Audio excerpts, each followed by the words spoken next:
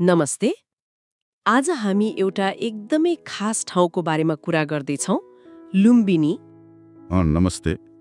लुम्बिनी अर्थात् गौतम बुद्धको जन्मस्थल हो, हामीसँग केही लेखोटहरू छन् लुम्बिनीबारे र आज हामी तिनै स्रोतहरूमा अलिकति गहिरिएर यसको ऐतिहासिक अनि धार्मिक महत्त्व खोतल्ने प्रयास गर्नेछौँ। बिल्कुल। यो ठाउँ नेपालको रूपन्देही जिल्लामा पर्छ, तर यसको महत्त्व त्योभन्दा धेरै ठूलो छ, हैन?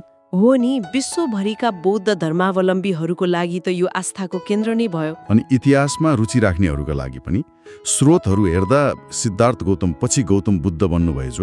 उहाँको जन्म ईस्वी सम्वत 630 पूर्वमा यही भएको देखिन्छ। हो, त्यो जन्मको कथा पनि रोचक छ।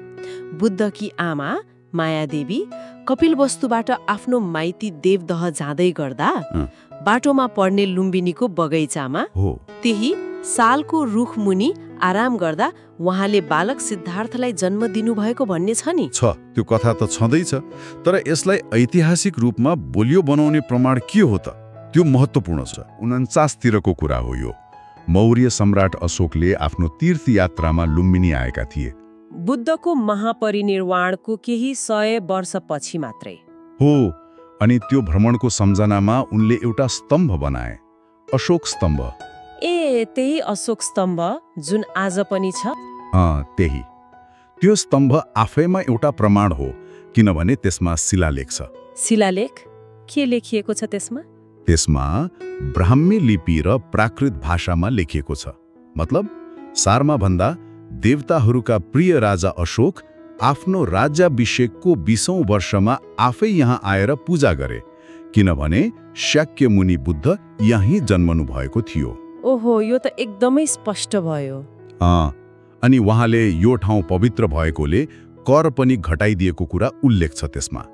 यो त 2200 वर्षभन्दा पुरानो प्रत्यक्ष प्रमाण भयो। साँच्चै एउटा सम्राट आफै आएर चिन्ह लगाएको ठाउँ। यसले त लुम्बिनीको प्रामाणिकतामाथि प्रश्न उठाउने ठाउँ नै रहेन। यो एकदमै बलियो पुरातात्विक प्रमाण हो भएको बिन्दु मानिन्छ। मन्दिरभित्रै? हो, मन्दिरभित्र उत्खनन गर्दा भेटिएका पुराना संरचनाहरू छन्। अनि एउटा मार्कर स्टोन मतलब चिन्नो ढुङ्गा पनि छ, जसले जन्मस्थानलाई नै देखाउँछ भनिन्छ। कति पुरानो होला त्यो ठाउँ?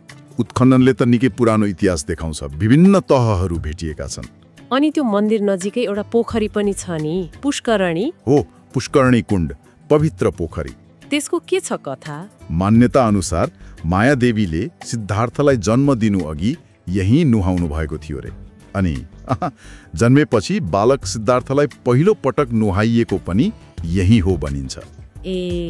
स्रोतहरूमा धेरै विस्तृत त छैन, तर यो लुम्बिनीको धार्मिक परम्पराको अभिन्न अङ्ग हो। त्यसो भए हामीले हेरेका स्रोतहरूले के देखाउँछ भने लुम्बिनी केवल विश्वासमा मात्र आधारित छैन। यसको पछाडि ठोस ऐतिहासिक प्रमाण छ, जस्तै अशोक स्तम्भ। हो, त्यो 2200 वर्ष पुरानो प्रमाणले यसको प्राचीनता र महत्त्वलाई पुष्टि गर्छ। कसरी उहाँ बुद्ध बन्नुभयो भन्ने कथा। र हाम्रो उद्देश्य पनि यही हो, यी स्रोतहरूबाट मुख्य अन्तर्दृष्टि, मुख्य कुराहरू निकाल्ने।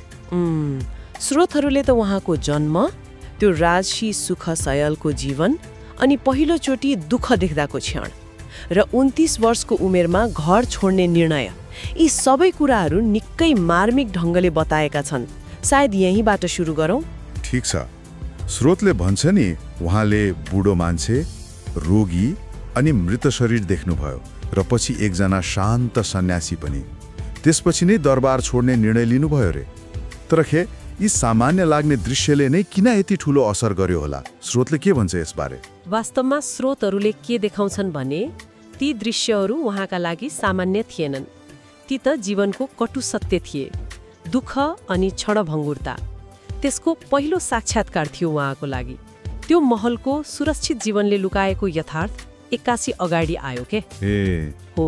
अनि यसले उहाँलाई व्यक्तिगत मुक्तिको लागि मात्र होइन, मतलब सम्पूर्ण प्राणी जगतकै दुःखको कारण के हो, कसरी हटाउने भनेर खोज्न प्रेरित गर्यो। अनि उहाँ ज्ञानको खोजीमा निस्कनु भयो। स्रोतमा लेख्या छ उहाँले त्यस बेलाका चर्चित गुरुहरूसँग सिक्नुभयो रे, ध्यानका विभिन्न तहसम्म पनि पुग्नुभयो, तर पनि उहाँलाई चित्त बुझेन। त्यसपछि त कठोर तपस्यातिर लाग्नुभयो होइन त? हो, उहाँले शरीरलाई एकदमै कष्ट दिने विधिहरू अपनाउनुभयो। लगभग मृत्युको मुखमै पुग्नु भएको थियो भनिन्छ। तर स्रोतले केमा जोड दिन्छ भने यही अनुभवबाट उहाँले एउटा सार कुरा सिक्नुभयो। अति गर्नु हुँदैन, न त अति भोगविलास न अति कष्ट। शरीरलाई सुकाएर मात्रै ज्ञान मिल्दैन भन्ने बोध भयो उहाँलाई, अनि त्यो बाटो छोड्नुभयो। यो त निकै ठूलो परिवर्तन रहेछ उहाँको सोचमा। अनि यहीँबाट त्यो मध्यम मार्गको कुरा आयो होइन र? स्रोतले यसलाई कसरी बताउँछ? बिल्कुल, स्रोतहरूले मध्यम मार्गलाई दुई अति भोग र तपस्याको बीचको सन्तुलित बाटो मात्र भनेका छैनन्। यो त शारीरिक र मानसिक स्वास्थ्यलाई ठिक राख्दै ज्ञान खोज्ने एउटा व्यावहारिक तरिका हो भनेर चित्रण गर्छन्।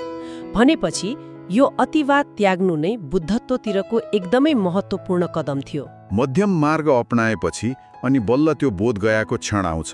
पिपलको रुखमुनि 35 वर्षको उमेर, वैशाख पूर्णिमाको रात। स्रोतहरूले त्यो क्षणलाई कसरी बयान गर्छन्? के थियो त त्यो परम ज्ञान अथवा सम्यक सम्बोधि भनेको? स्रोतहरूले भन्छन् त्यस रात उहाँले मनको मोह वा अज्ञानमाथि विजय पाउनुभयो। त्यो ज्ञान खासमा 4 आर्य सत्य थियो।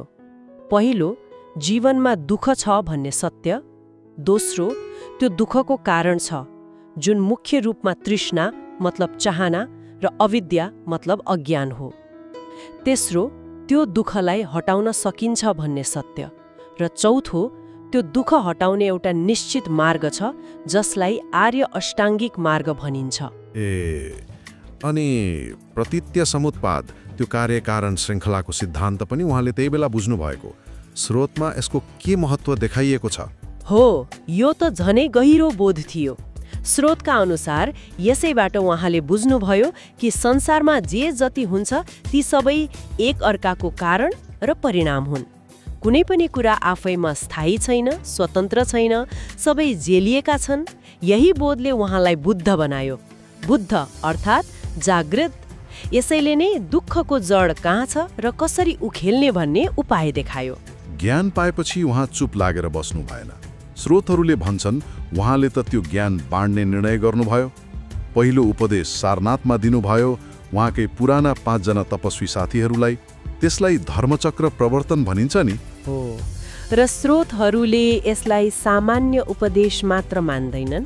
यो त संसारमा धर्मको पाङ्ग्रालाई गति दिएको क्षण हो अनि भिक्षु सङ्घको मतलब त्यो समुदायको जग बसालेको महत्त्वपूर्ण घटनाको रूपमा उल्लेख गर्छन्। उहाँले ती साथीहरूलाई किन रोज्नुभयो भने उनीहरूले पनि सत्य खोजिरहेका थिए र मध्यम मार्गको कुरा बुझ्न सक्ने अवस्थामा थिए। त्यसपछि त सुरु भयो लगभग 45 वर्ष लामो यात्रा। उहाँ हिँड्दै सिकाउँदै गर्नुभयो। स्रोतमा उहाँको सिकाउने तरिका कस्तो थियो अनि मुख्य सन्देशहरू के थिए भनेर के पाइन्छ? स्रोतले देखाउँछ उहाँ पैदलै गाउँ शहर पुग्नुहुन्थ्यो।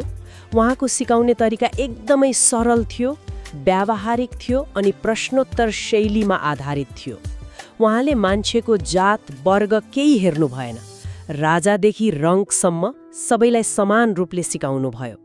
मुख्य सन्देशहरू तिनै हुन् 4 आर्य सत्य अनि त्यसलाई जीवनमा कसरी उतार्ने भन्ने 8 अङ्गीय मार्ग। सम्यक दृष्टि, सम्यक सङ्कल्प, सम्यक वचन आदि। अनि अहिंसा, करुणा, मैत्री, कर्म र पुनर्जन्म जस्ता विषयमा पनि उहाँले जोड दिनुभयो।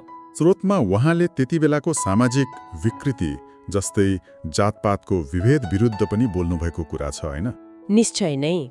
उहाँले भन्नुभयो जन्मको आधारमा कोही ठूलो सानो हुँदैन। मान्छेको पहिचान त उसको कर्मले बन्छ। यो त त्यो बेलाको समाजको लागि निकै क्रान्तिकारी विचार थियो। स्रोतहरूले यो पक्षलाई पनि राम्रैसँग देखाएका छन्। अन्तमा 80 वर्षको उमेरमा कुशीनगरमा महापरिनिर्वाण। उहाँको अन्तिम सन्देश के थियो त? स्रोतले के भन्छ? उहाँको अन्तिम सन्देश निकै गहिरो थियो। स्रोतहरूले यसलाई विशेष महत्त्व दिएका छन्। उहाँले भन्नुभयो सबै संस्कारहरू मतलब बनेका कुराहरू अनित्य छन्, नाश भएर जान्छन्।